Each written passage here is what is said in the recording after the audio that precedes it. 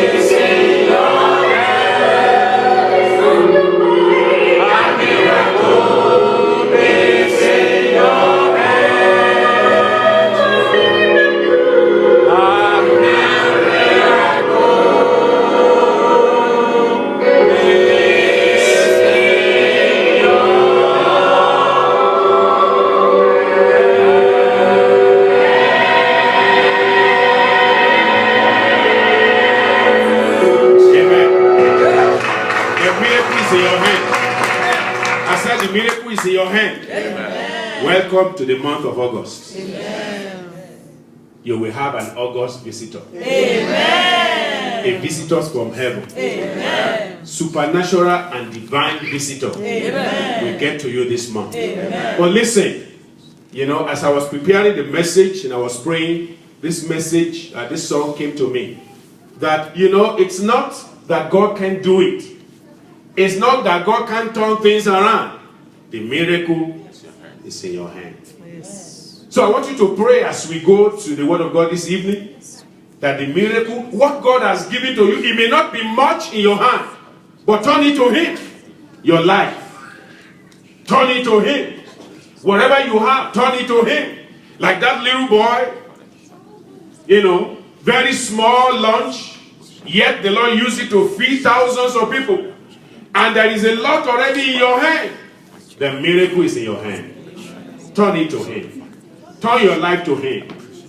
Consecrate yourself today. This is a new month. Listen, my brothers and sisters, the months past, they are gone.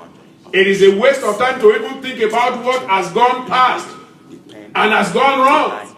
But now the miracle of the moment is in your hand. Your miracle for tonight and for today and for the future, it can begin now. The transformation is in your hand. Ask the Lord to help you so that what is in your hand now, you can turn it to it. You may say it doesn't amount to too much. God says don't worry about it. Just turn it over to me. You can say my life, I'm not really sure if it is much. God says don't worry about it. Just turn it over to me. It is in your hand. You hold the miracle. Though not much to you, but turn it to Him. And He will take what you give to Him. There is nothing you give to God that He will not take from you. He will not say it's too small. He will not say you are too bad. He will not say I cannot do it. He says I am the God of all flesh. Is anything too difficult for me? There is nothing that God cannot do. This is the month of miracle. This is the month of transformation. I believe you can make it a month of divine intervention and divine enabling. And God can do great things in your life in the name of Jesus. In Jesus' name we pray. Our God and our Father, we bless your name tonight. We have come this time, Lord, looking unto you for transformation. We are grateful for the 7 months that are already gone. And we thank you for the blessings therein. But Lord, we know that whatever blessings we have received in January all the way to July, they are not sufficient for today. They are not sufficient for this whole month of August. So we are coming to you afresh, asking for something new. And we pray that you will do it. Amen. Let something new be done in every life. Amen. Even tonight. Yes. We trust you that you will do it. Amen. Even as we are faithful unto you. Whatever we turn over to you tonight, we know you can make great things out of it in Jesus' name. Amen. Holy Spirit, we trust in you tonight that you will lead us. You will open our hearts so that between the preacher and the pew, there will be no hindrance. Amen. For the word of God to flow freely into our hearts and accomplish the purpose for which God is sending it to us tonight. We bless your name for the answer. In Jesus' name we pray. Amen. Amen. Praise the Lord. Praise the Lord. Amen. Once again, welcome to the month of August. That tells us that the year 2014 is fast spent. And there is still a lot that God wants to do for us in the new month and in the months ahead. August, September, October, November, December. We still have 5 good months in this year. And God is still willing to use even this month of August to be the beginning of great things for us in Jesus' name. We are going to look into the Word of God in Psalm 126. And I'm going to be talking to you tonight on turning again our captivity. Can I hear you say that? Turning again our captivity. Turning again our captivity. Can I hear you say that? Turning again our captivity. It means that over and over again, God has the power to turn our captivity. Of course, this is not the first night we are coming to pray. We've been coming here several nights to pray, and God has been answering. But as I said earlier on, we are in a new month with new possibilities. And with that possibility also are roadblocks that may be on the way. And we want God to push them out of our way so that we can be able to step into the possibilities of the new month. And God will do it for us in Jesus' name. Amen. Turning again our captivity. You see, divine moments, my brothers and sisters, when they come, we must know how to maximize it. As I believe that today, divine favor is coming to you. Amen. And you need to maximize this moment so that the whole month does not become just a monument. We have a moment in our hand, even tonight, a moment to start something new, a time to start something new, and it's a great moment. Please realize in John chapter 5, we see a man at the pool of Bethesda. He had been there for 38 years. And that man, the lesson we learn from him is that if you miss a moment, it may take another year for you to be able to get that moment. The man said, an angel always comes, probably once every year. And he will move the water. He said, anybody who moves with the move of the Spirit and is the first person to get in, gets healed. And he's been waiting for that for many, many, many years. And his own excuse for still being there was that he was incapacitated. He was impotent. He was unable. He says, I have no help. Nobody can help me. Well, even where nobody will help you, God will help you. Amen. Even where you have no helper, God will arise for your help. Amen. Because for that man, God knew the thought of his heart. While he was saying, oh my God, how long am I going to be here? God of heaven sent Jesus Christ to him as a helper. Tonight, Jesus is coming your way. Amen. I said tonight, Jesus is coming your way. Amen. Whatever it is you have been thinking, I don't have any man. I don't have anyone. I need a helper. I said the helper is here. Amen. I said the helper is here. Amen. The helper of the helpless is here. That helpless man, Jesus helped him. He said, will thou be made whole? Rather than him say yes, he was complaining. Don't complain tonight. Amen. Whatever your situation has been, please don't complain. Just say, Jesus, I know you are here, and you will help me. Have that faith, and it shall be done for you. Amen. I said it shall be done for you. Amen. And so, as I believe the angels of God are here tonight, as the Lord has promised, there is going to be a move of God in our midst. Amen. You will not miss that moment. Amen. And listen, the move of God in our generation is no longer for one man. Amen. After Jesus left, you can see that the move of God now is into multitudes. When the Holy Ghost came, all the 120 in the upper room received it. Amen. It wasn't just one man. All of them on the upper room received it. And even when Jesus himself came there, you know, sometimes I ask myself the question. After that man got healed, we were told that there are other impotent folk there, right? I didn't hear any of them cry and say, Jesus, thou son of David, have mercy. It was like, after the man got healed, everybody was like business as usual. Well, you know, we're still waiting for the move of the water. And that man had been there for 38 years. But here comes Jesus. Anywhere he went, he was not sent to just one man. He was sent to who?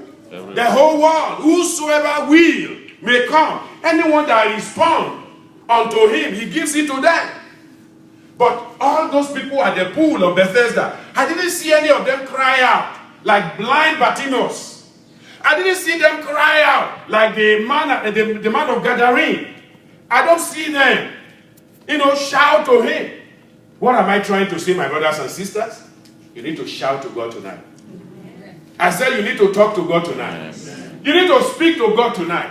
I don't say, well, you know, if he's going to do it, he will do it. Well, that kind of theology is self-defeating. It's actually coming from the devil. It is true that if God will do it, he will do it. But you know what? If you don't ask him, you probably will not receive. Because the word of God says, ask, it shall be what? Shall be given. Shall be given. So I want you to ask tonight. I want you to talk to God tonight as we later on will come to a time of prayer, and the Lord will help us at that time of prayer in Jesus' name. Amen. So tonight, like I said, turning again our captivity. So, and I believe that God himself has something great for us in Psalm 126. Psalm 126. In verse 1 to 6. When the Lord turned again the captivity of Zion, we were like them that dream. Then was our mouth filled with laughter, and our tongue with singing. Then said they among the heathen, the Lord has done great things for them. The Lord has done great things for us, whereof we are glad. I said we are glad. Amen. I said we are glad. Amen. God will do great things for you this month that will cause you to be glad. Amen. That will take your sorrow away. Amen. That will take your tears away. Amen. That will rejoice your heart. Amen. That will lift up the name of Jesus and bring men unto him. Amen. And you know what? When you rejoice the heart of Christ and you bring men to him, he blesses you again. Amen. And the cycle of blessing is just repeated over and over. I pray that from this month, the cycle of blessing will be repeated in your life. Amen. The cycle of victory will begin afresh in your life. Amen. In the name of Jesus. So we are told very clearly then that we are glad. And then in verse number 4, look at it now. Even after he has thought about all of that, he says, turn again our captivity, O Lord, as the streams in the south. You know, he wasn't satisfied with whatever it is that God has done in the time past. And brethren, as an individual, I think you can think back to all that God has done for you. I think you can share testimony. Even though many a times we come here, we have testimony and people don't come forward. Listen, there is none of us on a daily basis that has no testimony. Not a single person can tell me you don't have testimony. Because it is the same road that you go through that others go through. The other day I was talking to my family and I said, sometimes when I see things happening on the road, I said, God, you know, this is the same road we drive through. You know, the other day the news was that, you know, a car was going, you know, on this side. Other cars were coming on this side. And suddenly the car on this side, the tire went off. The front tire went off. And rolled and went over the divider to go and hit another car on the other side and kill that person instantly. Okay, how do you explain that? This is the same road that you and I pass through every day. Every day. Not too long ago, somebody, you know, sometimes those of us who walk at night, you think you know how to drive. Sometimes you slept off and the car is just going. And by the time you wake up, 2-3 minutes later, you shake your eyes and, you know, and then you shake and say you are awake. What if you have crashed before then? Who was driving that car that you didn't crash? There are angels guiding that car. Even some people are awake. Even by awake, the car still turned in their hand. How much more of you who slept off? So if you can think very well, you will see great things that God has done. How many times have you heard that people were driving innocently on the ramp? They are just driving on the ramp. They are on the right lane. They didn't do anything wrong. But one criminal somewhere, the police was pursuing that criminal. And he decided to take that ramp in the wrong direction. And it's on like 100 miles per hour. And ran into the innocent person who is coming. And they met at a junction where you cannot, you know, there's no way for you to stop. And the guy is too close, he just run into it. Boom, death. The same roads that we go through every day. And we are protected. Amen. And we are kept. And the Lord will keep keeping us. Amen. The Lord will keep protecting us. Amen. And so, it says the Lord has done great things for us, whereof we are glad. Turn again our captivity, O Lord, as the streams in the south. They that sow in tears shall reap in joy. He that goeth forth and weepeth, bearing precious seed, shall doubtless come again with rejoicing, bringing his sheaves with him. And so as we look at this message, we are talking about turning our captivity, and it's for a reason. God does his things for a reason. You know, I look at that Psalm 126, you know, and usually I like to look at context. I look at it and I saw that Psalm 126 is situated between two great psalms.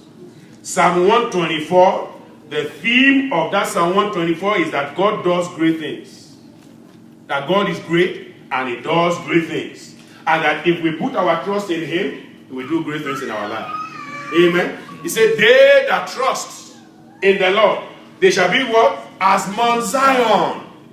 But look at it also in verse 120, chapter 126, verse 1. When the Lord turned again the captivity of who? Of Zion. The same person mentioned. And you know, Zion is, is a hill.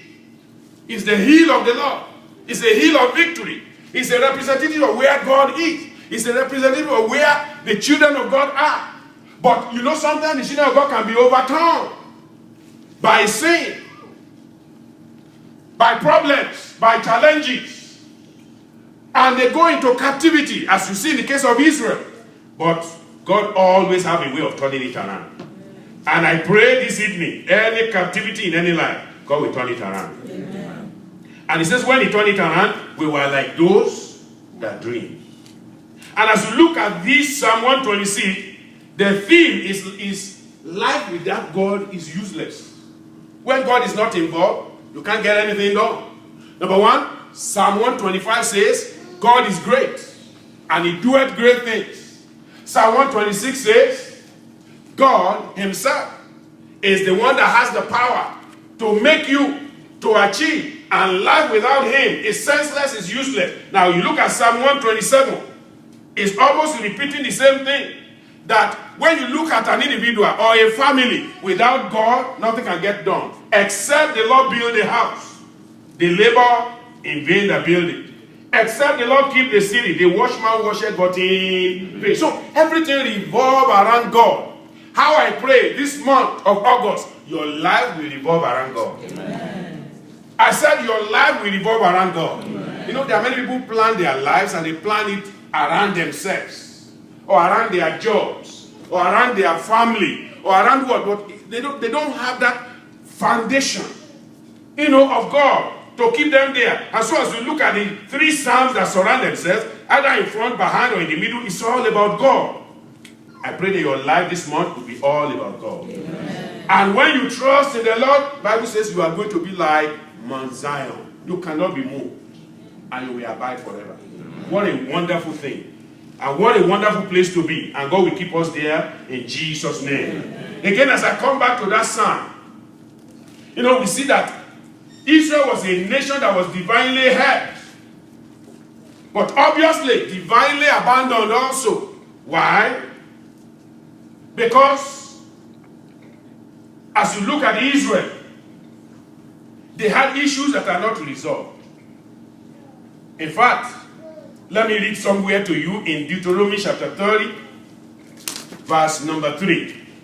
To put it in context, they had issues that are not resolved, and for that reason, even though they were divinely helped, they were also divinely hurt or abandoned. God knows how to hurt them so that he can bring them back. Just as God helped them, when they turn against him, he will hurt them. He will do them evil. He will make sure that the enemy, will release them to the enemy. Deuteronomy chapter 30, in verse number 3. There the Bible says that then the Lord thy God will turn thy captivity and have compassion upon thee, and will return and gather thee from all the nations whither the Lord thy God has scattered thee. What does that passage tell us? It means that at one time God was favorable to them, but at another time he scattered them. He threw them all around. He allowed the enemy to take them into captivity. And now, as you look at the word of the psalmist, it says now, when now the Lord turned that captivity, He said we were like them that do what? That dream. Think about 430 something years in Egypt. When the Lord turned that 400 and something years of captivity, it was like a dream. In fact, many of them could not believe that it will happen, but it happened. And tonight, there are things you cannot believe because you cannot see it, but you will see them. Amen. There are things you have not experienced, and God says you will begin to experience them. Amen. That as you turn your life over to Him, you will begin to laugh. Things will begin to happen in your life, it will be like a dream. You begin to say, how did that happen? The Lord will do it. Amen. I said, the Lord will do it. Amen. Let me read to you from the very first verse there. That verse number 3. It says, in that verse 3 of Deuteronomy 30, it says, that then the Lord thy God will turn thy captivity. You see, there's one small word there. What is that word? Then. Then. You know, it looks so small, but it's very, very important. Then there is telling us that after that, the Lord did this. So after what? Well, look at verse number 1. And it shall come to pass, when all these things are come upon thee, blessing and the curse, which I have said before thee, and thou shalt call them to mind among all the nations, whither the Lord thy God has driven you, and shall return unto the Lord thy God, and shall obey his voice according to all that I command thee this day, that thou and thy children with all thine heart and with all thy soul, that then, now you understand the meaning of them, right? God says, when you have been taken to captivity, and now you remember that this is the hand of the Lord against you, and now you repent and you turn back to God, God says, then I will now restore you from captivity. Amen? Amen. So he says in verse 2, you shall return unto the Lord thy God, because you've gone away, and shall obey his voice according to all that I command thee this day, thou and thy children with all thine heart and with all thy soul. Then the Lord thy God will turn thy captivity and have compassion upon thee. Amen. So there's a condition there. That there's a condition for which God will want to do what he says he will do. And that condition, God will give us grace to meet them. Amen. I said God will give us grace to meet them. Amen. That the condition God has set down, God of glory himself will give you understanding to be able to meet it in Jesus' name. Amen. Now when you go back to Psalm 126 now, you now understand that condition then.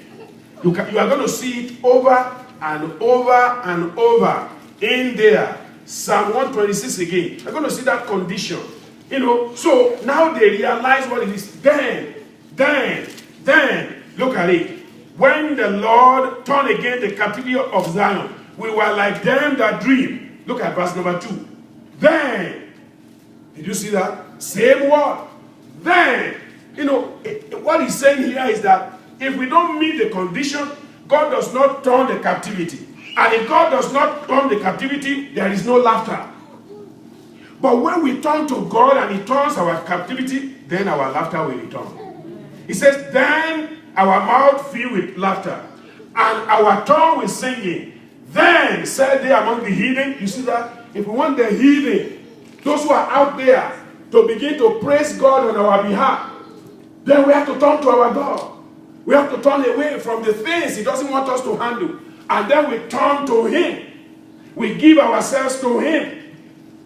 He says, then was our mouth filled with laughter, and our tongue with singing. Then said they among the heathen. It is when you and I are happy and joyful as a result of what God has done, that the heathen outside there will now say, God is great.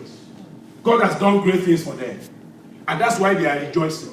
This thing that they are rejoicing about, it cannot be by themselves, it cannot be the work of their hand. It means that when we do the right things, we allow the heathen to praise God. Amen? Amen. We give the heathen people out there an opportunity to understand who our God is. Then the heathen will say, the Lord has done great things for them. And then you yourself will be able to repeat in verse 3, the Lord has done great things for us. Whereof we are glad. Joy is coming to your life. Amen. joy is coming to your family. And everything that has stolen your laughter, the Lord of glory will turn them around in Jesus' name. Your laughter will return. And as you look at it, when you look at this psalm, you can break it into basically 3 areas. Number 1 is the praise. That you will see in verse 1 to 3. Number 2 is the prayer. That you will see in verse number 4. That's the prayer. And then number 3, you are going to see the promise. The promise of God for them. Just basically, God's promise towards them. When the Lord turned again the captivity of Zion, we were like them that dream. When the Lord turned again the captivity of Zion, we were like them that dream. So it means very clearly there, number 1, the praise.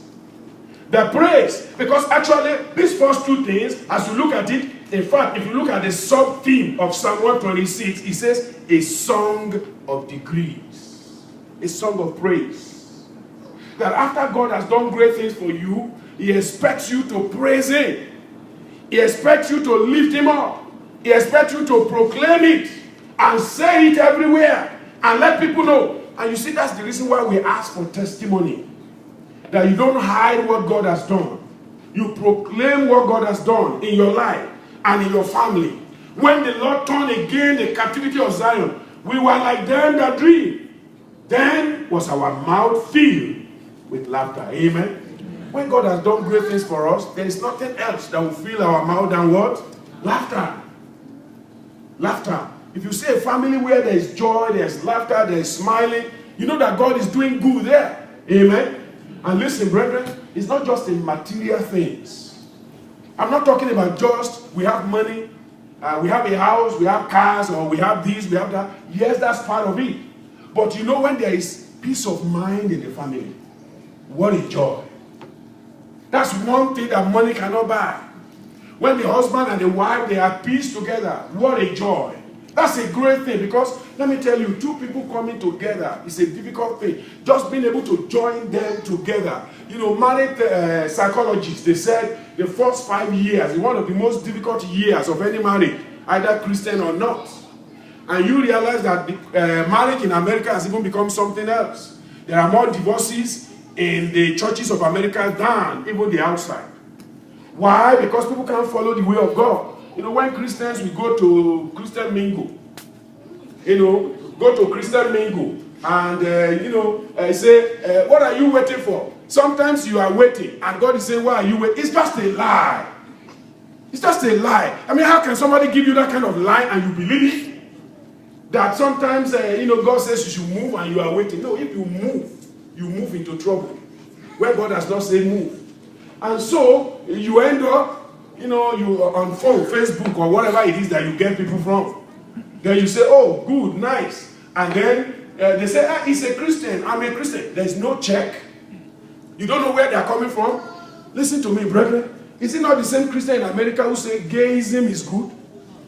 So, if you want to get somebody online, and he says he's a Christian, there's no other way to check if he wants to be a gay or a lesbian. So, you may just be surprised that after you marry that individual which you got online, 3 years later he say, I don't like a man anymore, I like a woman like myself. And then you are wondering, where did that come from? But he says he's a Christian. Well, not everyone that saith unto me, Lord, Lord. You don't take people's testimony for it. That's why when we tell our young people, marry, you know, try and check with us so that we can help you to check. What do? We don't give you, we don't try to give you a husband. We don't try to give you a wife. All we do is that we help you to check if those people are truly what they said they are. And many people who are not what they said they are. Look, I have a friend, when he was going to marry, you know, the individual was, you know, he was in New York City, and the individual was in Nigeria. You know, he will call him midnight. He'll say, oh, are you sleeping? No. He said, oh, let's pray, let's pray, let's pray, let's pray. We need to pray, we need to pray. The man here is saying, we need to pray. And actually yesterday, another lady just left the house. And he's trying to deceive another one over there. And that one didn't know anybody. You know, when the lady finally came to the US, she was shocked out of her life. Because the guy will leave him at home, and go on the streets, and he will say, "Oh, I'm at work." Then he will park his car, in front of women's houses. He'll be going from one woman to the other. But here was a guy who, when you were talking on the phone, let's pray. God is good tonight. God is good. Anybody can say that. Anybody can say that. Okay? So you need to do a lot of check. You need to pray and let God lead you. So if somebody tells you Christian mingle, or Christian singles, or Christian evil, or whatever they are, and they stay over there and they say, choose a partner. You may have chosen a Jezebel and you don't know. The Lord will help us. Let God guide you. I know sometimes the rule of the church can be so hard for some people. They say, they want to put their nose in everything we are doing. Well, the problem is that when you get into the trouble, we are still going to be involved. Even when we try not to be involved, people outside will be calling, what are you doing?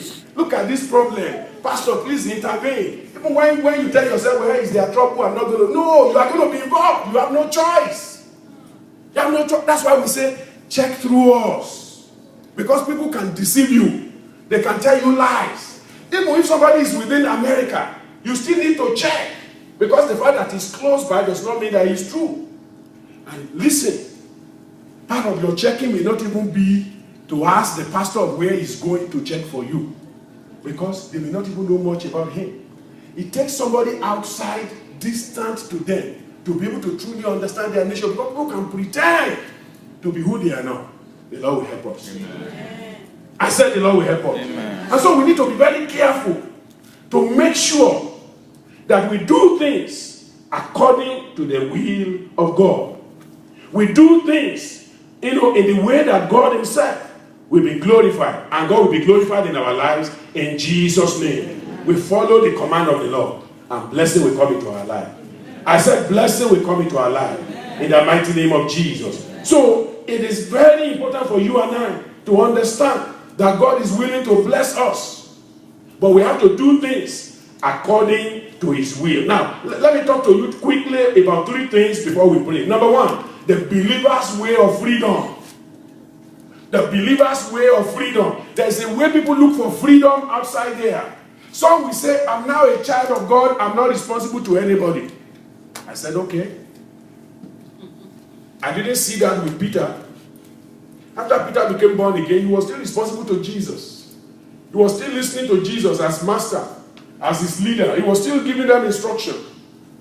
Follow me, I will make you fishers of men. He didn't leave them there. Listen, after 3.5 years of Jesus leading those 12 people, they still were not perfect. That's Jesus leading them. They still were not perfect. And Jesus had to keep praying and praying and praying for them. Every time he prayed, he would pray. He said, Father, I pray not for the world, but I pray for these ones that you are giving to me. Sanctify them through thy truth. Thy word is true. Jesus had to continue to pray for them. He told Simon Peter, when he told him that, Satan wants to have him, and Peter said, no, Jesus, don't worry. He says, well, you know what? I have prayed for you so that your faith fails not. He kept praying for them because he knew that this man in the world, this devil in the world, he has a subtle way of getting people. But the only way the devil will not get you and I is if we follow the believer's way of freedom. Amen. The believer's way of freedom. Number two, the bold and beautiful word of freedom. That has to prevail in our life. If we are going to let God turn our captivity, the word of God has to prevail in our life. We have to allow the word of God to be the ultimate in our life. It says, if you look at that verse of scripture down there, you are going to see it declared very clearly there. It was the Lord that turned the captivity. And the word of the Lord must prevail. And it's the word of God that brings freedom. So number one, the believer's way of freedom. Number two, the bold and beautiful words of freedom. And number three, the best and the bountiful will of the free. The one who is going to be free has to surrender his will totally and completely. You give yourself totally and completely. And God wants to do something in your life this month. Amen. I said God wants to do something in your life this month. Amen. But your will must be captured. Your will must be submitted. Your will must be given to God. Self-will kills people. There are too many believers who are so heady and stubborn. You can't get them. You can't tell them anything. They won't do it. You tell them this, they say, pastor. Or some of them will, funny part, some of them will not even argue. You can talk from now till eternity. You just say, okay, thank you, sir. And they go and do the opposite of what you said. Well, listen, brothers and sisters, you are not hurting pastor, it's yourself. It's you that thing is going to hurt. So why don't you listen to counsel that will deliver you? The best and the beautiful will or bountiful will of the free. Number one, the believer's way of freedom. Believers like the Israelites of old understand that we have freedom. Number one, because of what God has done. Go and ask the Israelites, their freedom in Egypt that took them to Canaan was because of the declaration of God. God sent Moses to them. Go and tell Pharaoh, let my people go. It was God, it wasn't man. They could be there forever. But God's word, God's way. And Pharaoh resisted them. He said, go and tell God. Who is that God that I should let him go? God says, I will prove myself. He said, Moses, persevere. Moses, endure. By this, I have set him up so that I can show my power through him. And when I finish showing my power, then I will let the people go. And of course, after God has really displayed his power, to the point that when Israel left Egypt, the nations around, they heard about the doings of God. When God has finished with you, people around you will hear. Hallelujah. It says the heathens, according to our passage here, it says the heathen. He said the Lord has done, he said our tongue will sing it. Then said they among the heathen, the Lord has done great things for them. By the time they got to Rahab already had the story. Already had what God has done. Brethren, by the time you go out there, people will hear that God has visited you. Amen. People will hear that God has visited our church. Amen. There are many people in the time when things are kind of down, they say, I don't want to be around. I want a place where people are jumping. Well, before they start jumping there, somebody calls them to jump. Amen. So if you want to go to, when they stop jumping there, then you're going to jump out of there and go to another place where, go to find another place where they jump. Why don't you contribute to the jumping where you are? Contribute your own quota in prayer, in perseverance, in doing the will of God, in obeying the word of God. And then that jumping that you're expecting is going to come. And it's coming. Amen. I said it is coming. Amen. We are going to persevere because we know our God will do it in Jesus' name. Amen. Revival is coming. Amen. Tell somebody revival is coming. Revival is coming. Tell somebody revival is here. Revival is here. In this month there will be revival. Amen. Revival in your life individually. Amen. Revival in your family. And revival in our church. Amen. In the name of Jesus. God is doing great things. So Israel knew that it is only by the will of God. How about those of us who are believers of today? I'll give you 3 things that we need to observe about the believer's way of freedom. 1 Thessalonians chapter 4. 1 Thessalonians chapter 4. Let's read verse number 14. 1 Thessalonians chapter 4. The believer's way of freedom. Like the Israelites of old, we understand that we have freedom. One, because 1 Thessalonians chapter 4 in verse 14. For if we believe that Jesus died and rose again, even so, them also we sleep in Jesus will God bring with him. Amen? We have freedom because Jesus died. Amen? Let me put it this way. Jesus died to make us free. It is the death of Christ that gives you and I freedom. If Christ had not died, there will be no freedom for us. And so, you understand that as Israel knew that the lamb was killed and the blood was put upon their lintel, now you understand that if you are going to have total freedom from the enemy, you need the blood of the lamb. Amen? You need the blood of Jesus. And he has died already. That blood is available. Apply it to your life today. Amen. I said apply it to your life today. He said, when I see the blood, I will pass over you. This month, every evil is passing over you. Amen. This month, calamity has passed over you. Amen. Because you have the blood already. And if you don't have it, please don't get too cocky and say, well, you know, I don't need it. Get it now. Get it tonight. It is available for everybody.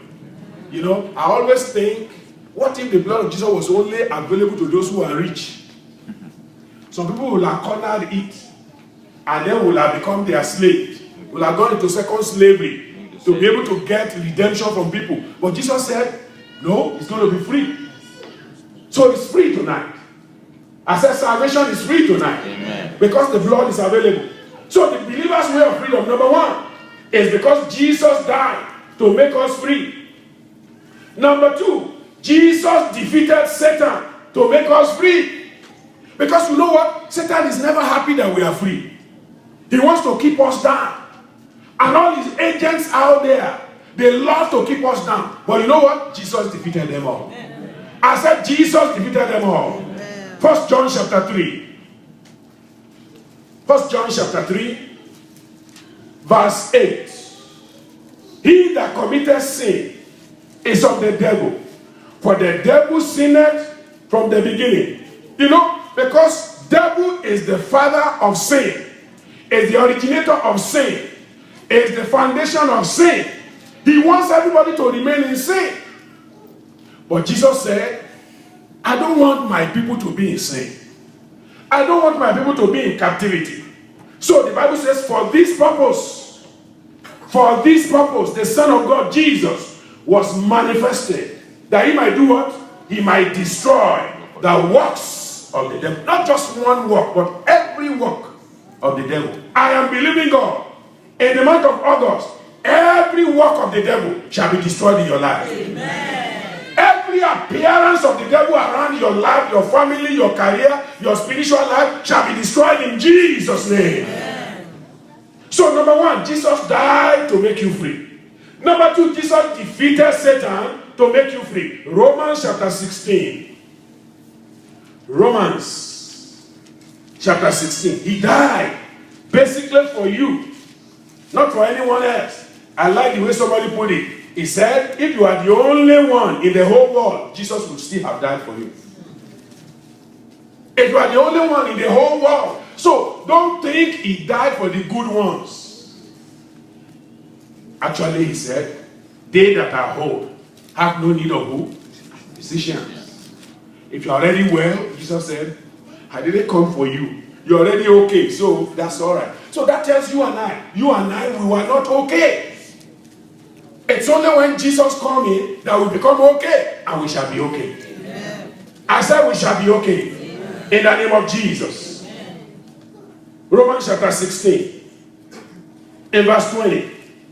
And the God of peace shall do what? Shall bruise Satan under your feet. How? Shortly. Shortly. He already did that. And this month, Satan is under your feet. Amen. I said Satan is under your feet. Amen. So number one, Jesus died to make you free. Number two, he defeated Satan to make you free. Number three, Jesus delivered his word. Amen. Because Jesus said, after I deliver you from Satan, I know you will come back. He never gives up. But how do you defeat him? By the word. Hallelujah. I said by the word. The word is in your mouth. The word of faith that we preach is in your mouth. And with that word of faith, you will continue to be victorious in Jesus' name. Amen. Psalm 107 says he sent his word. Psalm 107. Psalm 107 verse 20. Psalm 107 verse 20. He sent his word and did what? And healed them and delivered them from their destructions. Praise the Lord. He sent his word. And so now, when the devil comes to you, as he came to Jesus, either in Mark or in Matthew or any of the Gospels, what do you say? It is written. Let me hear you say that. Say, devil, it is written that in the month of August, I am victorious. In the month of August, I have fruitfulness. In the month of August, promotion is coming to me. In the month of August, I am rooted in Christ. In the month of August, all the blessings of the Lord are coming to me. It shall be so in Jesus' name. That's point number one. Simply, the believer's way of freedom. Number one, that Jesus died. It's very important for you to understand that he died. He's the only one that died for other people's sin. You know, I was listening to a man of God, and he said something that was very profound. He said, it's like every guilt that could have come upon you, and you can't, all of us here, God took everything and put it on him. On him only. And at the Garden of Gethsemane, he was praying. And he was like, number one, he said, God, if it is possible, let this cup pass over me. He said, but not my will, but yours be done. Amen. And then he went a step further. And then he got out. He went to look at the disciples. They were all asleep. When Jesus needed help most, help was not available. His father was not available. His disciples were not available. They were sleeping. He carried that body by himself. The agony. The agony at the garden. But praise God, at the end, he prevailed for us. I said at the end, he prevailed for us. And this month, you will prevail. Because he prevailed, you will prevail. I said because he prevailed, you will prevail. The bold, point number two now, bold and beautiful word of freedom. Now that you know that your freedom is available and is possible and nothing can hinder it, Jesus said in Matthew 11, Matthew chapter 11. Matthew chapter 11. In verse 28. Hallelujah. With all boldness, he says, come. Come now boldly unto the throne of grace. Verse 28, Matthew 11. He says, come unto me. Amen. He's the only one you can come unto. Buddha cannot help you. Muhammad cannot help you. Because none of them died for the sin of the world. And none of them can be said to be the Son of God. None of them were conceived of the virgin. And that's why they always fight the virgin birth. When you look at the arguments of people outside there, they will try to make sure that Mary was not a virgin. They will do everything to blemish. You know why? Because if Jesus was conceived through the same process you and I are conceived, he's just a natural man like me. But because he had, because natural man has natural problems, we're going to be praying about it. Amen? That's going to be our major prayer. The natural and the supernatural. Because in this new man, natural must go. Amen. I say everything that is natural to us, the nature of sin, they must go. Amen. God must give us supernatural nature. God must visit us and turn us around. Everything that needs to be purged out of us, God must take them out. In Jesus' name. Because until those things are purged out, brethren, the enemy knows how to weave around them to keep people in captivity. But this new month, he will not succeed. He will not succeed over you. He will not succeed over our children. He will not succeed in our family. He will not succeed in the church of God. In Jesus' name. So point number two, the bold and the beautiful word. He says, come unto me. Jesus said, all ye that labor and are heavy laden. And you are here tonight. The weight of life is heavy upon you. And you don't know what to do. Well, thank God for our Father in the Lord.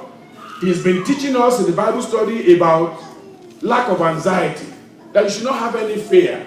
You should not be anxious for anything. But now, having known that, Jesus is saying, come unto me.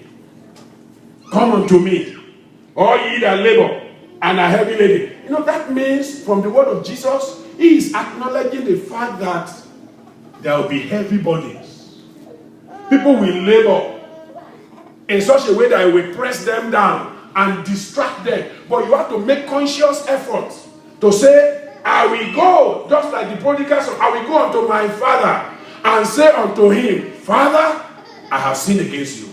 I have done wrong. I am not worthy to be one of your sons. just make me one of the servants. That's all I need. Just make me a servant. That's all I need, because servants in your house are well fed. Servants in your house are better than kings outside there. So just make me. That's why David says, I'd rather be a doorkeeper in the house of the Lord. Because a doorkeeper in heaven is better than the king of hell. A doorkeeper, if all they make you in heaven, they say, this gate of heaven, just, if there's maybe there, I don't know if there's anything to sweep there. And they say, mister, okay, you just be sweeping this street of gold. You rather sweep that. Amen? Amen. You know, that's why many people say, if I get to heaven and I don't even get any reward here, the fact that I get to heaven is good enough. Even if they don't give me any crown, even if I had to live in a shanty in heaven, the shanties of heaven are much more better, you know, than the best places of hell. So people will say, I just want to get to heaven by whatever means. You know, that's why when you look at the thief on the right hand, and he made it to heaven, and the Bible says, no, everybody don't want to get to heaven that way, because the man has nothing. A man is just going to be in heaven, he will get nothing. There's no reward for him, but thank God he got there, right? Well, maybe it's even still better to get to heaven like the thief on the right hand than go to hell. Than the rich man that went to hell with all his riches. That will not be our portion. Amen. So Jesus says, come unto me, all ye that labor and are heavy laden, and I will do what? I will give you rest. Rest is coming to your soul. Amen. I said rest is coming to your soul. In this new month, God will give you rest. If we have never known the Lord, the question is, how can we come to this blessedness? We know that those of us who are children of God, this blessedness is available to us. But Jesus is saying the only way you can know it is come unto me. Well, for us who are children of God, we come anew and afresh. We lay our bodies on him. But for those who have not known the Lord, there is a way they can come. And they will come with the understanding, number one, that he shed his blood to cleanse them. You have that understanding that Jesus shed his blood to cleanse me. You have to realize that. Because even though he asks you to come, there still need to be cleansing. Amen? He will have to cleanse you. It's not because Jesus just wants everybody there, but his blood has been shed. So that you plunge into this cleansing flow, it will cleanse you in Jesus' name. Amen. Revelation chapter 12, verse 11. Revelation chapter 12, verse 11. It says, in verse 10, it says, and I heard a loud voice saying in heaven, now is come salvation and strength, and the kingdom of our God and the power of his Christ. For the accuser of our brethren is cast down, which accused them before our God day and night. Verse 11 now. And they overcame him. How? By the blood of the Lamb and by the word of their testimony. And they loved not their lives unto the death. Hallelujah. So number one, if you are going to come to him, after you hear that bold and beautiful word of freedom, you have to realize that he shed his blood to cleanse you. Number two, he shared his beliefs, his doctrines, to capture your hearts.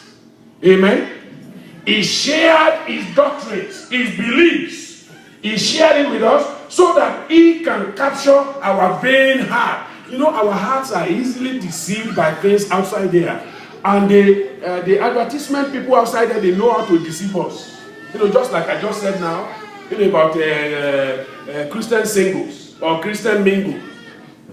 You know, they will say it in a very nice and good way that it will look politically correct, right? But it's spiritually dead.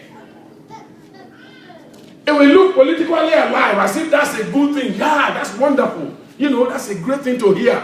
But spiritually speaking, it brings death.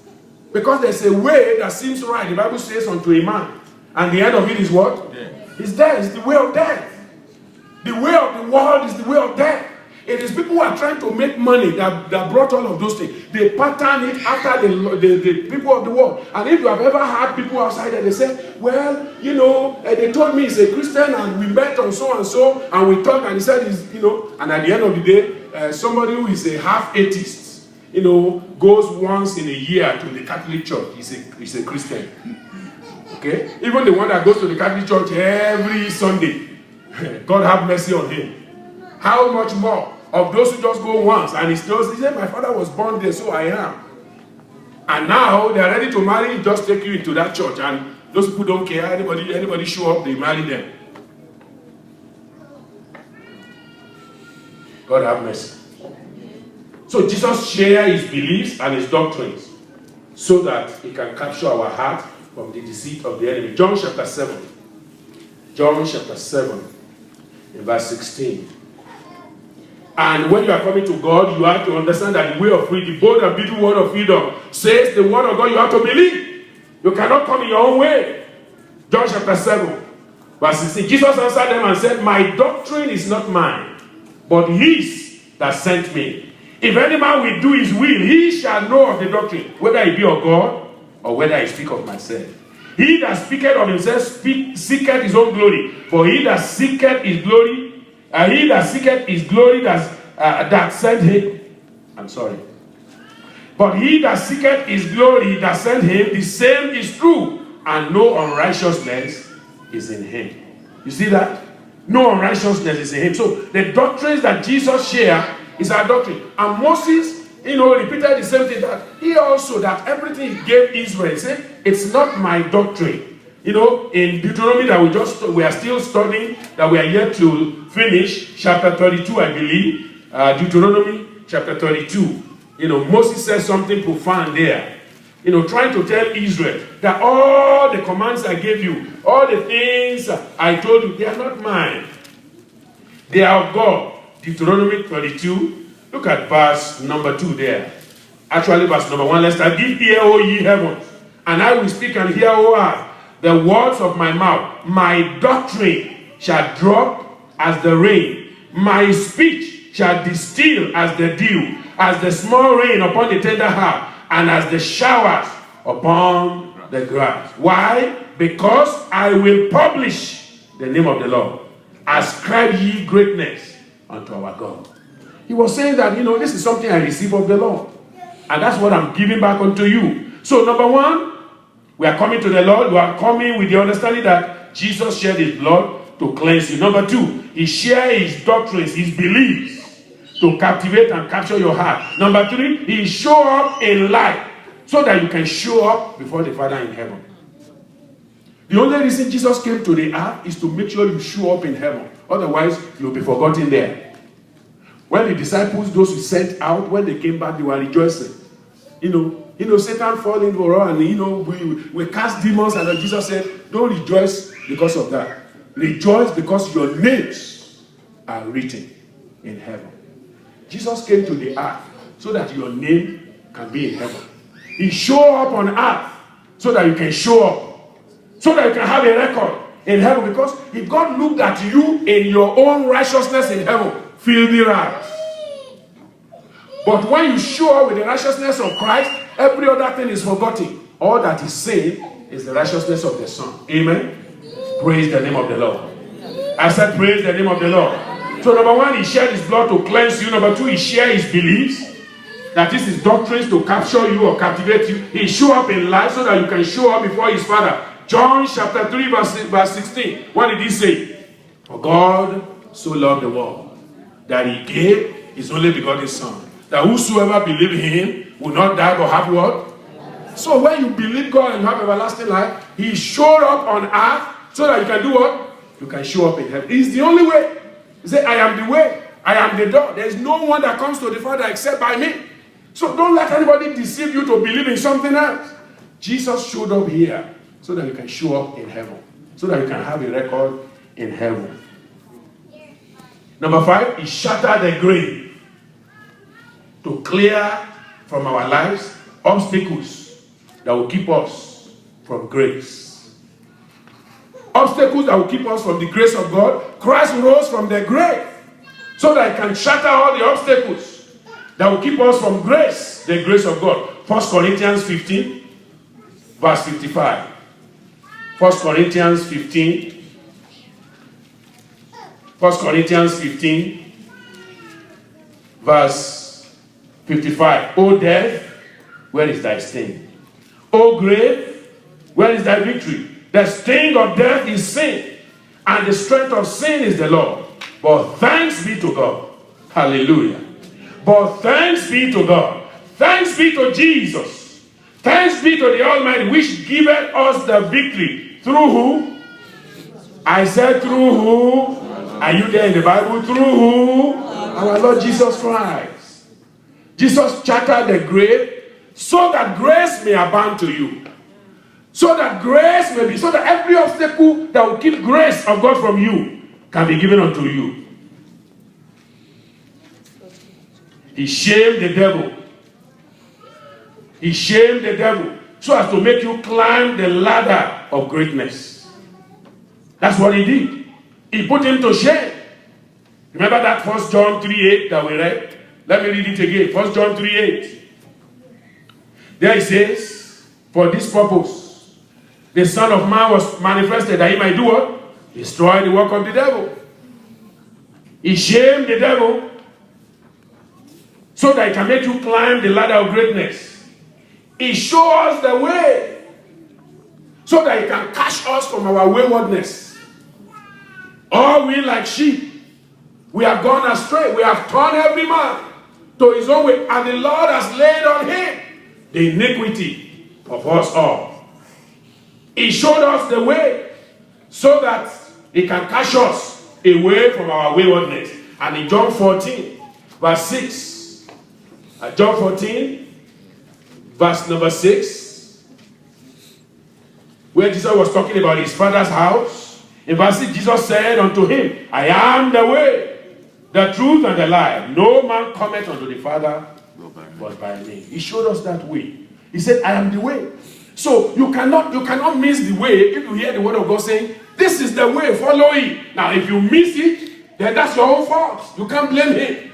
Bible says, that all the world, the book of Romans, said that the whole world may stand before God guiltless or guilty, whichever way.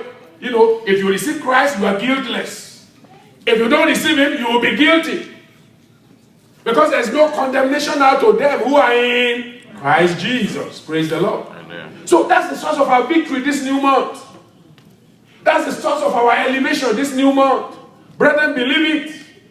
An elevation is coming to you. Progress is coming to you. He shined in light so that we may shine in heaven. Amen. Jesus Christ shined on earth here so that you and I can shine in heaven. Romans 5:17. Romans 5 in verse 17. For if by one man's offense death reigned by one, much more they which receive abundance of grace, see I'm talking about grace, and of the gift of righteousness shall do what? Shall reign in life by one. It's only by Jesus you can reign in life. Only by Jesus. He's the only one that can make you reign in life and in eternity. John 3:16, he gives you eternal life. You will reign there. Praise the Lord. So he shined in life so that you can shine in heaven. And finally, he's seated on high. Christ is seated on high so that you can take your seat in glory. Amen. Hallelujah. And in this new month, you will take your place. I said in this new month, God will help you to take your place. Because there's a place that God has for you, and you will take it. Deuteronomy 33, verse 21. Deuteronomy 33, verse 21. Deuteronomy 33, verse 21. And he provided the first part for himself, because there, in a portion of the lawgiver, was he seated. And he came with the heads of the people. He executed the justice of the Lord and his judgment with Israel. He was seated with the lawgiver. And Moses was talking about one of the tribes of Israel, but that's talking about you too. Amen? Because you are the Israel of God. And he's talking about you. That in the portion of the lawgiver, you are seated. When Christ will return, you will not be among those who will be judged. You'll be one of the judges. That's what we're talking about. He is seated on high, in high places, so that you and I can sit with our Father who is in heaven. And I pray that God of glory will give us grace to sit with him in heaven in Jesus' name. In Habakkuk,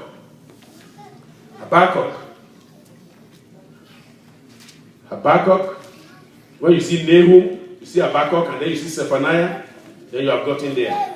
Nahum, Habakkuk, then Zephaniah. Because that's one of those books of the scripture we don't open so much. So here we are looking at Habakkuk chapter 3. In verse 19, the Lord God is my strength. Let me see you hear that. Let me hear you say that. The Lord God is my strength. And he will make my feet like hinds' feet. And he will make me to walk upon my high places. Hallelujah. He will make me to walk upon my high places. In this month, you will walk in high places. God will take you to high places. But remember where we are coming from. When all the cleansing and all the purification is done, God will be glorified in your life. I said God will be glorified in your life. Because remember, he is in high places. He is giving us great things. No wonder he told the disciples in Acts chapter 1 verse 8, say, ye shall receive power. And power is coming to you. Amen. But listen, my brothers and sisters, only the obedient can receive the power to do the will of God. In all of these things that I'm saying, if you don't consider it very seriously, if it doesn't make any sense to you, it's just going to be story. But this month, it will not just be story for you. It will become an experience for you. Something that you enjoy. And your family will enjoy in Jesus' name. And the church of God will enjoy in Jesus' name. So only the obedient will receive the power to do the will of God. The disobedient will continually become weak and never attain to the purpose of God. It is only those who obey God, they'll be able to enjoy. Jeremiah chapter 5, verse 19, before we go to the last point. Jeremiah 5. It's just important for us to talk about this because, brethren, it's not so much about how many prayer you offer, but the understanding. Paul said, I will pray in the spirit, and how? With understanding. When you pray with understanding, it makes it very easy. Jeremiah chapter 5 in verse 19. There the Bible says, in verse 19, and it shall come to pass, when ye shall say, wherefore doeth the Lord our God all these things unto us? Then shalt thou answer them, like as ye have forsaken me, and serve strange gods in your land, so shall ye serve strangers in a land that is not yours. You see that? And what is the land that is not yours? That means captivity. But for us, God is turning our captivity. Amen. I said this morning, He will turn our captivity. Amen. But you have to take lesson from Israel. That God says, just the way that you badmouth me when you are in your land, and you didn't obey me. So when I send you over there, you will be doing the same thing there. But that will not be our portion. Point number 3 now, the best and the bountiful will of the free. Again, as I told us, Isaiah 1 verse 9 says, if ye be willing and obedient, you will eat the good of the land. That's our portion this month. I said that's our portion this month. The best of God comes to us in our willing and obedient state. The best of God. The greatest that God has comes to us in our willing and obedient state. And this month, I want God to put you in a willing and obedient state where you are going to enjoy the best of God. I want you to make prayer your companion this month. I want you to make reading the Word of God your companion this month. And share the Word of God with others. And enjoy fellowship with the Word of God. Enjoy fellowship with the Father, the Son, and the Holy Ghost. And let me tell you, you don't even have to pray. The blessings will be flowing. I said the blessings will be flowing. Because if you are close to God, if you come near to God and you are always there, the glory of God that is around Him will radiate to you. Think about it. Moses was so close to God that when he came back from the mountain, the reflection of God was upon his head. This month, the reflection of God's glory will be in your life. Amen. People will see. The heathen will see and they will say, the Lord has done great things for them. The Lord has done great things for them. And that will be your testimony in Jesus' name. Amen. So we have to, number one, we have to live, we can live eternally only by loving the Son of God. We can only live eternally when we love the Son of God. So that's the will of the man. The will of the man is to love God with all your. Say, hear, O Israel, the Lord our God, the Lord, He is one. And thou shalt love the Lord thy God with all thy soul, with all thy mind, with everything that you are. So let's understand, brethren, that we can live eternally only by loving the Son of God. Romans 6:23. Romans 6:23. The wages of sin is what? Death. But the gift of God is eternal life. Eternal life. We can only live eternally when we are obedient, when we turn to the Lord, when we allow Him, to be our Lord. Brethren, understand that in this month we can look into the perfect law of liberty. Amen. God is able to turn our captivity around. But you know what? It will take you and I, number one, to understand that by loving the Son of God, that's the only way. Number two, by looking into the law of liberty. That is the law of liberty. The law that sets free. The law that makes free. Look at what the book of James 1:25 says about that. James 25. It says, but whoso looketh into the perfect law of liberty and continueth therein. Amen. It's not just that you do it once, but you do what? You continue in it. And as you continue, blessing will continue in your life. Amen. As you continue, blessing will multiply in your life. Amen. He said, whosoever looketh into the perfect law of liberty and continueth therein, you continue in that liberty. He being not a forgetful hearer, but a doer of the work. This man shall be blessed in his deed. Amen. Amen. Again, that's confirming what I just told you, that sometimes you don't even need to pray. Just look into the perfect law of liberty. Continue in it. For that reason, you are blessed. For that reason, blessing is yours. For that reason, either during the day or the night, your blessing is sure in Jesus' name. Let's realize also, brethren, that we can limit Satan by learning God's new and living way. You can limit Satan. You can put him at bay. And God will put him at bay. God shall bruise Satan under your feet. How? Shortly. You can limit him. You can keep him at bay. All you need to do is to learn the new and living way. We can limit Satan by learning the new and living way. Hebrews chapter 10. Hebrews chapter 10 in verse 20. Hebrews chapter 10 verse 20. Hebrews chapter 10 verse 20. There the Bible says, Hebrews 10 in verse 20. It says, by a new and living way, which he has consecrated for who? For who? For us. That new way is for you, is for me. A new and living way. God has consecrated it. Bible says, Jesus Christ, that he might sanctify us. He did what? He suffered without the guilt. He consecrated himself for you and for me.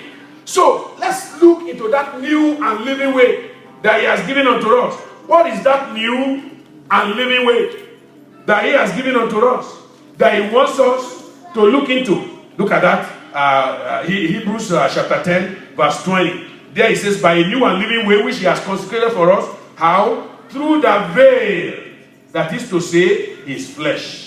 And having an high priest over the house of God. Verse 22. Let us draw near with a true heart, in full assurance of faith, having our hearts sprinkled from an evil conscience, and our bodies washed with pure water. A new and living way is the way of holiness, is the way of purity, where your heart is cleansed, where your life is purged, where you don't allow anything. There is nothing, no unclean thing is allowed in your life. Look at verse 23. Let us hold fast the profession of our faith. How? Without wavering. For he is faithful that promise. He is faithful that promise. A new and living way. And verse 24. Let us consider one another to do what? To provoke unto love and to good works. 25. Not forsaking the assemblies of ourselves together as the manner of some is, but exhorting one another. And so much more as ye see the day, as ye see the miracle, as ye see the victory, as ye see the blessing approaching, and it's approaching you. Amen. As that is coming upon you. Amen. In the name of Jesus. Amen. So a new and living way. Let's walk in that way. So we can limit Satan by learning the new and living way. We can be liberated from the curse. Christ has delivered us. He has set us free from the curse. Galatians chapter 3. Whatever the cause may be that the enemy wants to put. I remember Balaam says, who God has blessed cannot be cursed.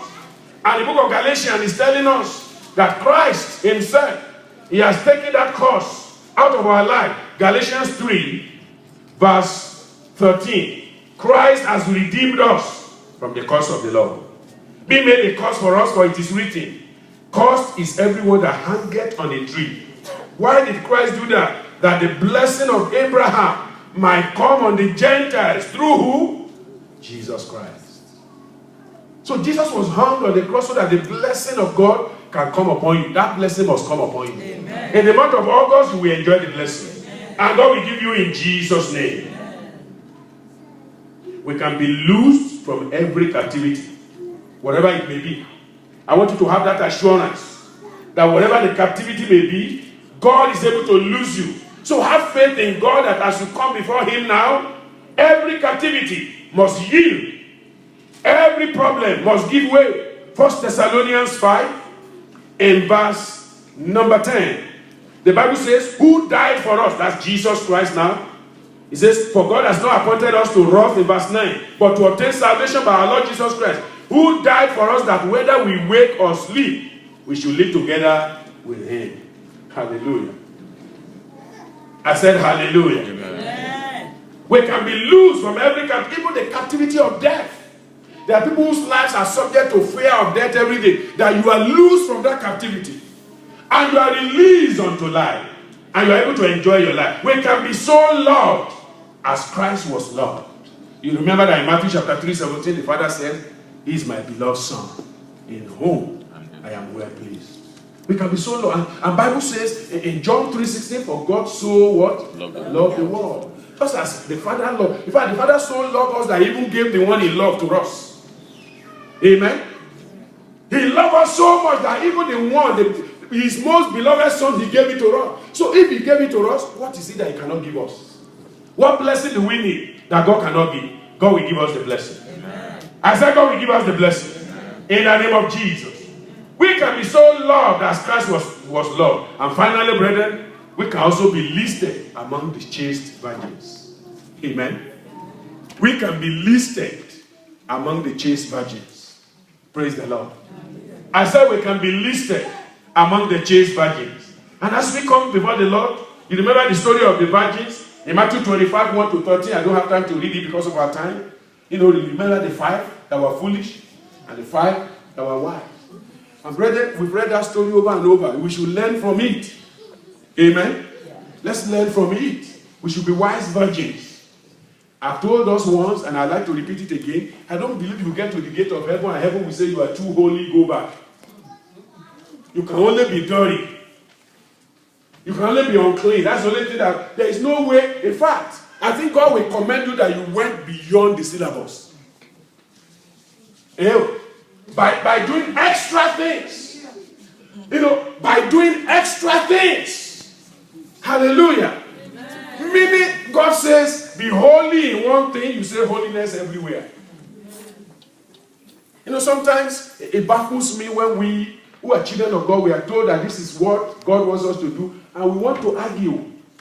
How do you want to argue with God? He's the one who gave the rule. Amen? You know, can the thing that is made argue with the one that is making him? You know, he said, follow me. I will do what? I will make you fishers of. He's the one who is going to make us. And if he's going to make us in his image, you cannot be arguing with him. You know, he says, don't do this, don't do that. Don't, you know, we said, well, you know, show me this or show me that. And I said, it's because of our smallness of mind. Because if God wants to purify you, you better allow him to purify you. If God says, you know, Paul says, if meat, hey, brethren, meat is not, there's nothing wrong with eating meat. But Paul said, if meat is going to offend my brother, I'm not going to eat it. That's meat. Meat is good. There's nothing wrong with eating meat. But Paul said, if I eat meat and it's going to offend somebody, I'm just going to give it up. There are some conveniences that God wants you to give up. The things that your flesh. And that's what I want us to pray about today, brethren, about our flesh. It's the greatest enemy that you have, your flesh. There's some things your flesh like. And those things are contrary to God. Your flesh is dead. It's only the spirit that is alive. But it's like dead man speaking. The dead man within you, the flesh is never totally, completely dead. It's just dormant. And the spirit is there. But you give it opportunity. When the flesh is seeing things and the flesh says, I like that, give it to me. You have to allow your spirit to say no. Amen? Praise the name of the Lord. I said, praise the name of the Lord. Allow your spirit to dominate the flesh. We can be listed among the chaste virgins. They took extra oil. That's the point I'm making. Extra oil. Why, the other virgins say, why do we need extra? Our lamp is filled with oil. So why do we need extra oil? But those ones filled their lamp and they took extra. Nobody was thinking that it would be delayed. Nobody ever thought about delay. But there was delay anyway. And by the time they realized it, the full tank had gone down. The full tank had emptied out to the point that the lamp went out, dried up. Now what do you do at that time? The extra that you've been storing, that's the extra grace, the extra prayer, the extra consecration, the extra giving unto the Lord. That's when it becomes useful. The grace of God has been poured unto you and you are receiving that. That's when it becomes useful. But when you don't have extra grace and you are living on the edge, it's so easy to fall to the other side. You will not fall to the other side. Amen. You will not fall to the other side. Amen. Let's be like the chaste virgin. Because we are told, imagine, and in our homes, in our families, our children, they can be chaste virgins. As I thought about it, I think about Philip. In Acts 21, the Bible says he had, 4 daughters or 5. How many? Acts 4 daughters. Acts 21 verse 9. Let's look at it. And all of them were virgins and they were prophets. Hallelujah. What a wonderful home. What a wonderful place. Unlike Lot, whose daughters were horrible. Because of the evil influences around. 21 verse 9, I believe. Yes. Let's look at verse 8. And the next day, we that were of Paul's company departed and came unto Caesarea, and entered into the house of Philip the evangelist, which was one of the 7, and abode with him. Verse 9. And the same had how many? 4 daughters, virgins, which did prophesy. 4 daughters, virgins. Not one of them was lost. Not one of our children will be lost. Amen. God will keep them and preserve them. Amen. It's possible. It's possible. Let's believe God that God will keep our children. Let's believe God that God will keep them pure. That we don't give up on them. Because God has not given up on them. And God will preserve them in Jesus' name. Amen. We can be listed among the chaste virgins. Revelation chapter 6 says something and then we pray. Revelation 6. Revelation 6. The chaste virgins. Those who are going to be in heaven. Because you have to be pure and holy. To be over there with them. Revelation chapter 6. In verse 11. And white robes were given unto every one of them. And it was said unto them that they should rest, yet for a little season, until their fellow servants also and their brethren that should be killed as the word should be fulfilled. Purity, white robes, that can be ours. And that will be ours in Jesus' name. Amen. And God will keep us pure. God will keep us holy. God will keep us righteous.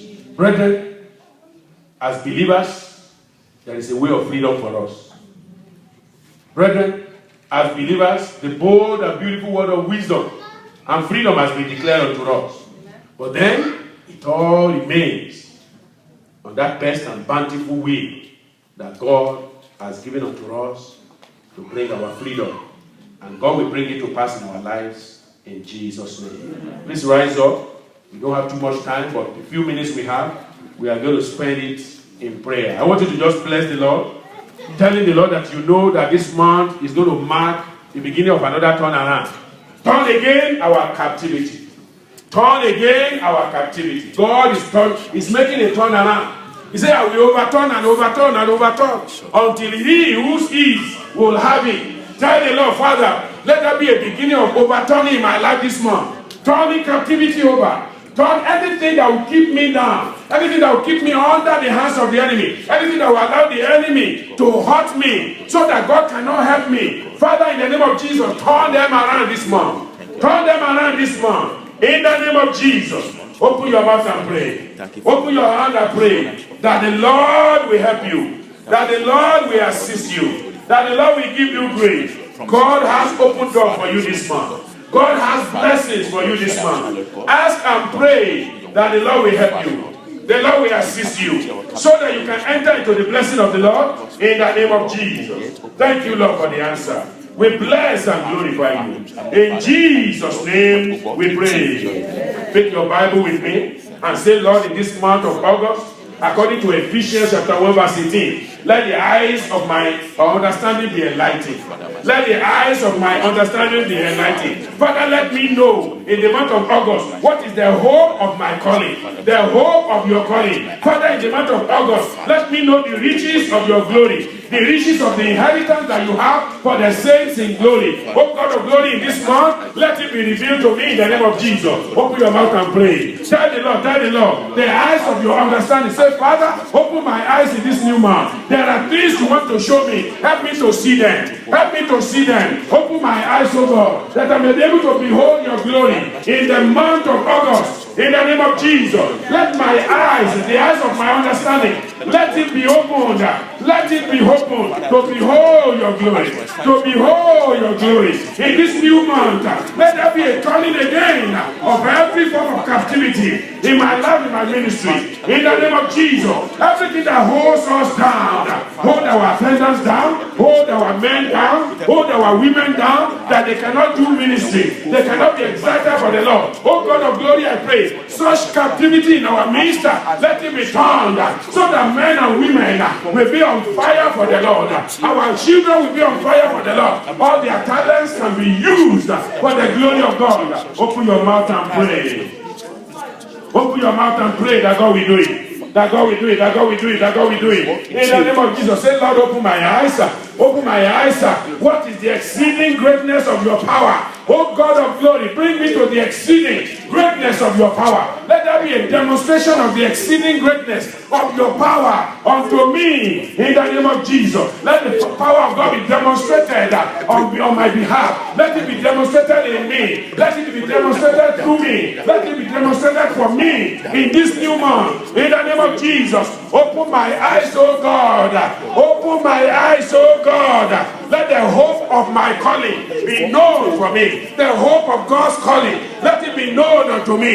The riches of his glory and of the inheritance of the saints. Oh God of heaven, I pray, reveal that unto me. In the name of Jesus. In Jesus' name we pray.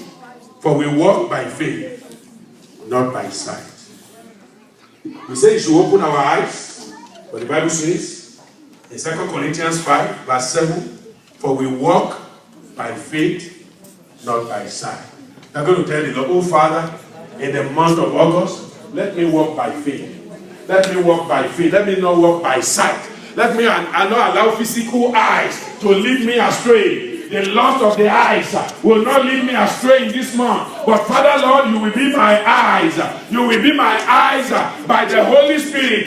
You will allow me to see the glory of God revealed on my behalf. You will give me understanding to know my calling. In the name of Jesus, the eyes of my understanding shall be opened. I will walk by faith, not by sight.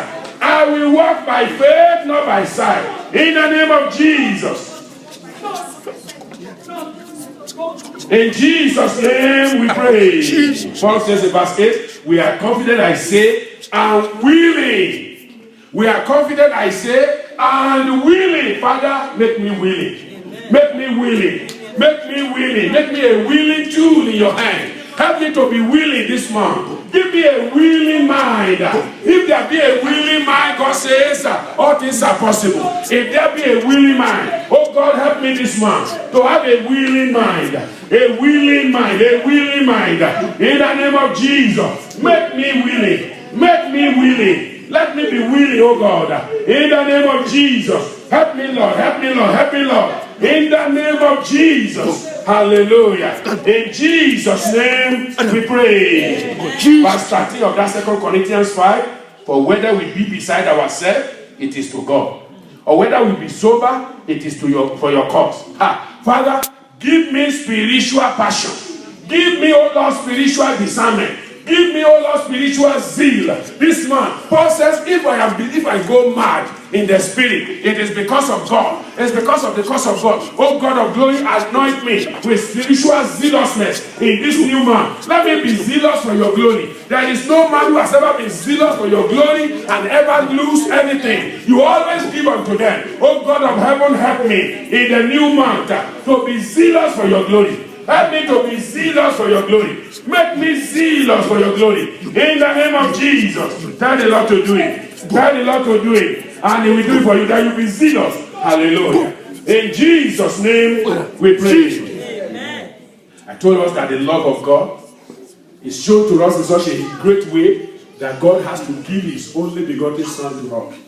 The Son that He loved very much. So we are going to pray according to verse 14 of that 2 Corinthians chapter 5, verse 14. For the love of Christ constraineth us. Yes, sir. The love of Christ constraineth us. You are going to tell God, Father, throughout this month, your love will constrain me. It will constrain me from evil. It will constrain me from sin. It will constrain me from doing anything that is contrary to your will. Your love will control me. Your love will control me. When He says it constrains us, it means your love disciplining me. Your love is guiding me. Your love is preventing me. Your love is directing me. Your love is controlling me. Your love is showing the way. It's my pathway. Let's pray and tell the Lord, Father, let your love compel me. Compel me and convince me. Let your love give me conviction concerning holiness and righteousness. In the name of Jesus, let the grace of God be revealed more and more for me this month. In the name of Jesus, let the grace of God be revealed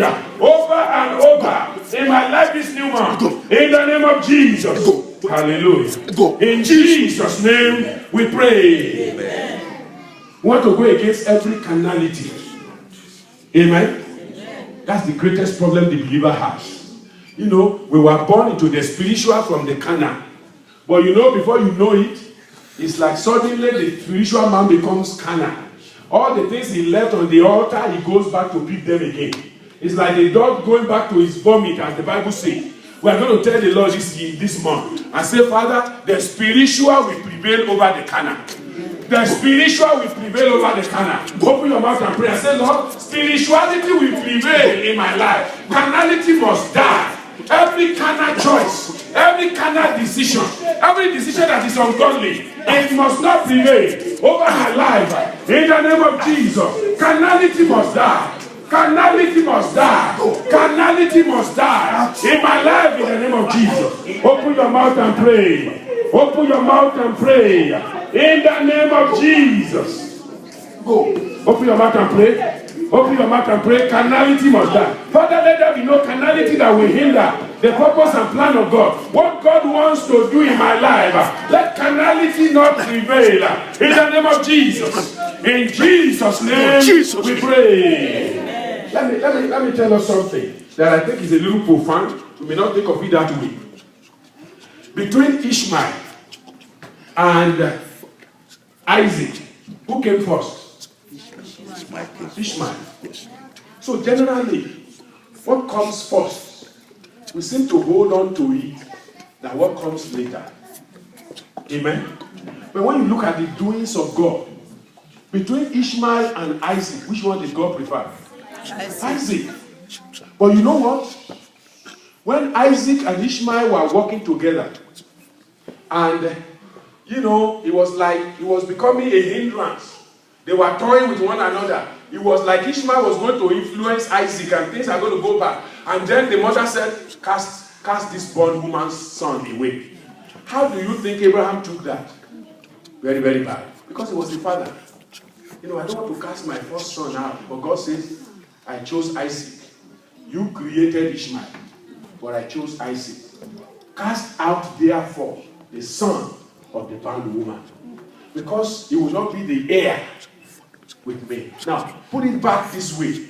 In your life, what comes first? The natural. Amen? And that's why sometimes our choices, it's so easy to be carnal and natural. But you know what? You have to give room for the spiritual. Because it's after you are born that you receive spirituality. Amen. We are all born in sin. And many a times that nature has mastered us to the point that we cannot get out of it. But in the month of August, carnality will die. Amen. Open your mouth and pray and say, Lord, let carnality die. Every carnal choice, every carnal decision in my life, anything that I gravitate towards, Father, in the name of Jesus, I pray, let it die, so that my Isaac can live, so that my Isaac will not die, so that my Isaac will not be polluted, so that the spiritual will not be lost. Oh God of glory, I pray, help me, Lord, help me, Lord, help me, Lord. Give me grace, give me grace, give me grace, give me grace to receive. Give me grace for understanding. Let me know that what you want from me is spirituality. I am so used to carnality. I am so used to the natural, but you want me to have the supernatural. Oh God of glory, and the two of them cannot be together. The two of them cannot stay together. They cannot inherit. Carnality and flesh cannot inherit the kingdom of God. Oh God, I pray in this month, let carnality be gone. Let carnality be gone. Let me be spiritual. Let the Spirit of God manifest in every area of my life. In the name of Jesus.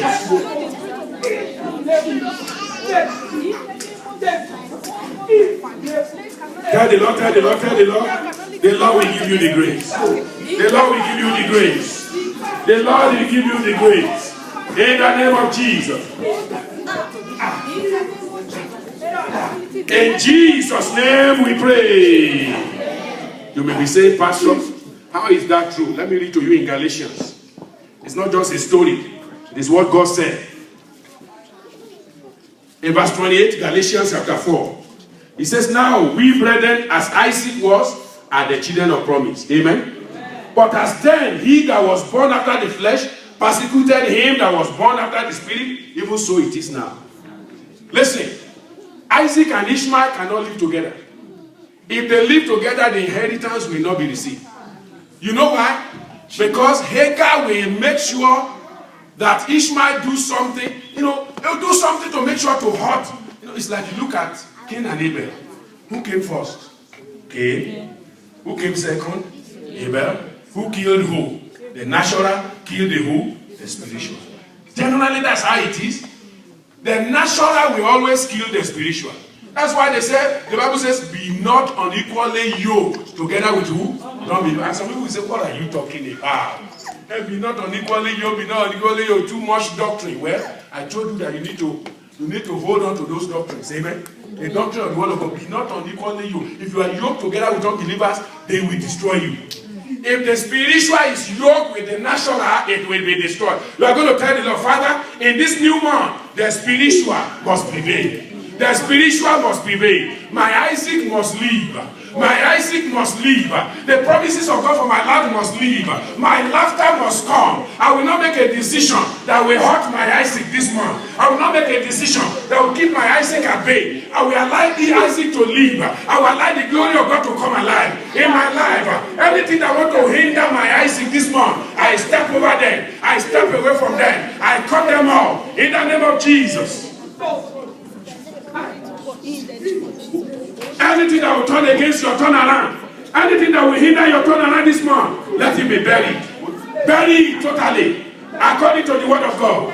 In the name of Jesus, he says, cast out the bondwoman and her son.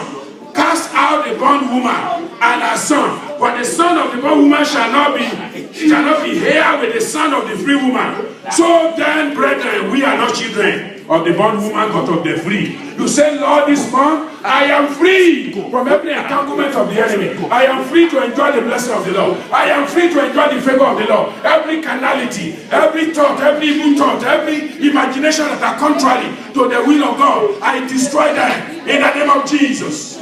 In Jesus' name we pray. Before we round up, don't pray about the blessings, because the blessings are coming. Amen. What you need to pray about is something that will hinder them. Brethren, there are blessings God has already spoken concerning your life. It will not be hindered. Amen. I said it will not be hindered.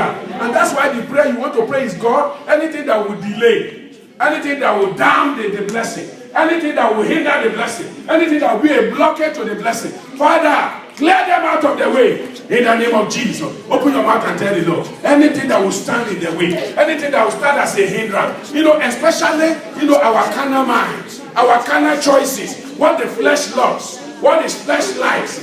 All those carnality. Coming back and coming back and coming back. In the name of Jesus. They will not have power over you. In the name of Jesus. In Jesus' name we pray. Amen. We understand, brethren. Even when we are sanctified and we have the Holy Ghost baptism,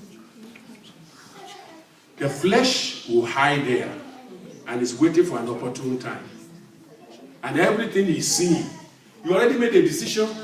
I made a decision with my eyes, I will not behold a maiden. But then the carnal mind in you will be saying, look at that maiden. I've made a covenant with my eyes, I will not behold it. The carnality inside will say, look at it.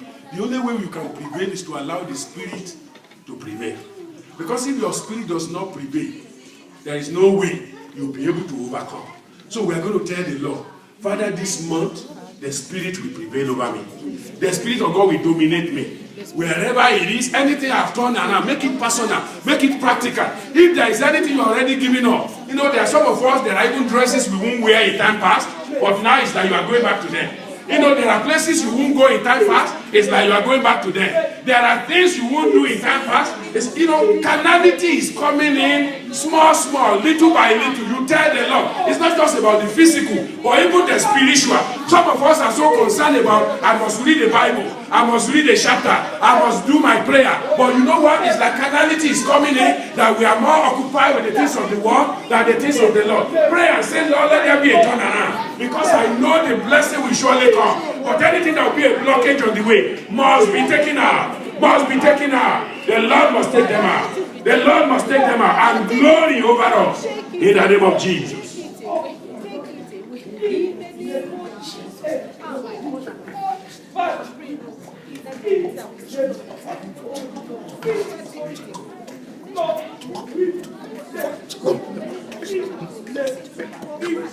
Declare that the flesh will have no rule over you. The flesh will have no rule over you. Hallelujah. Thank you, Jesus. Thank you, Jesus. In Jesus' name we pray. The last prayer now is to tell the Lord and to thank Him, because inasmuch as the flesh is destroyed, inasmuch as carnality is taken away, the door of blessing is open. The door of favor is open. The door of answered prayer is ready for you right now in the name of Jesus. So just bless the Lord and say, Lord, I thank you. I thank you for coming to my assistance this month. I thank you for clearing all the obstacles out of my way. I thank you for opening a new door, a new way. I said, look into the perfect law of liberty. Look at the new and living way that God has given. Begin to walk in those new and living ways. Begin to look into the perfect law of liberty, the word of God that brings freedom. In this new month, you are going to enjoy the best of God. You are going to get the best of God. It's going to be a month of spiritual understanding. It's going to be a month of divine intervention. It's going to be a month of supernatural visitation. A month that God will augment your power. August is a month of augmentation. That means a help. Help will come from above. God will help you. God will assist you. In the name of Jesus, the rain and the shower of heaven that will keep you perpetually fresh. God will rain upon you this month. In the name of Jesus. Bless the name of the Lord. Glorify the name of the Lord. Magnify the name of the Lord. In Jesus' name we pray. Amen. Adonai, we worship you. Son of God, you are so good. Almighty God, hallowed be thy name. Your dominion is forevermore, forevermore. Adonai, we worship you. Son of God, you are very good, Almighty God. Hallowed be thy name. Your dominion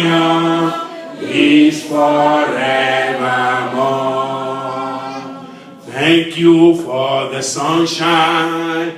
Lord, we thank you for the rain. Thank you for the blessing we never know. Thank you for the goodness that's coming on our way. Lord, we thank you for the Holy Ghost. We thank you for the sunshine. We thank you for the rain. We thank you for deliverance from the life of sin and shame. Thank you for the blessings we never know. Lord, we thank you for the Holy Ghost. I prophesy to your life.